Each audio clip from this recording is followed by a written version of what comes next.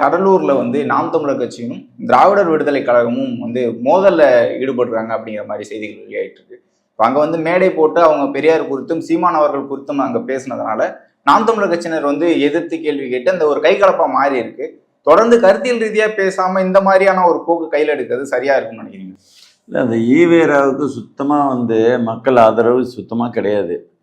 அது கிடையாதுன்றது நிரூபித்த இடம் வந்து மே 17 இயக்கம் ஈவேராவோட பெருமைகளை முன்னிறுத்தி தேர்தலை சந்தித்தது ஈரோடு கிழக்கில்.